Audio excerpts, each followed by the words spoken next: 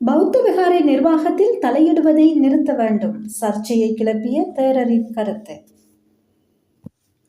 இலங்கையில் மீண்டும் மதம் மற்றும் அரசியல் வட்டாரங்களில் பரபரப்பை ஏற்படுத்தியுள்ள கருத்தொன்று தற்போது சமூக வலைதளங்களில் வைரலாகி வருகிறது.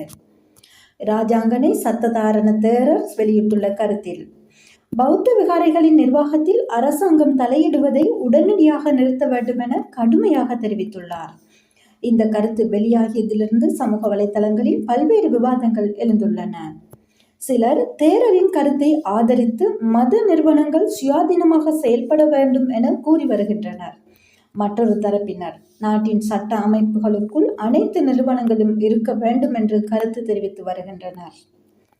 இலங்கையில் பௌத்த விகாரைகள் என்பது வெறும் வழிபாட்டு தலங்கள் மட்டுமல்ல, அவை பல ஆண்டுகளாக சமூக, கல்வி மற்றும் ஆன்மீக மையமாகவும் இருந்து வருகின்றன. இதனால் அவற்றின் நிர்வாகம் தொடர்பான விவகாரங்கள் பொதுமக்கள் மத்தியில் எப்போதும் கவனத்தை ஈர்க்கும் விடயமாக இருந்து வருகிறது. இந்த நிலையில் தேரரின் கருத்து அரசியல் வட்டாரங்களிலும் பேசுபொருளாக மாறியுள்ளது. அரசாங்கம் மத நிறுவனங்களின் நிர்வாகத்தில் எந்த அளவிற்கு தலையிட வேண்டும், மத சுதந்திரம் மற்றும் அரசின் பொறுப்பு ஆகியவற்றுக்கு இடையில் எவ்வாறு சமநிலை இருக்க வேண்டும் என்ற கேள்விகளும் எழுந்துள்ளன. சமூக வலைதளங்களில் இந்த விடயம் தொடர்பாக ஆயிரக்கணக்கான பதிவுகள் பகிரப்பட்டு வருகின்றன. சிலர் இந்த கருத்து மத உரிமைகளை பாதுகாக்கும் முயற்சி என கூறுகின்றனர். மற்றும் சிலர் இவ்வாறான கருத்துகள் இன மற்றும் மத அடிப்படையிலான பதற்றங்களை உருவாக்கக்கூடும் எனவும் எச்சரிக்கின்றனர்.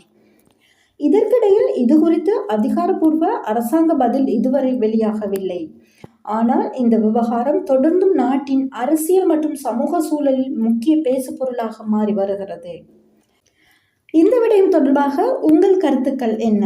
மத நிறுவனங்களின் நிர்வாகத்தில் அரசாங்கம் தலையிட வேண்டுமா அல்லது அவை முழுமையாக சுயாதீனமாக இருக்க வேண்டுமா?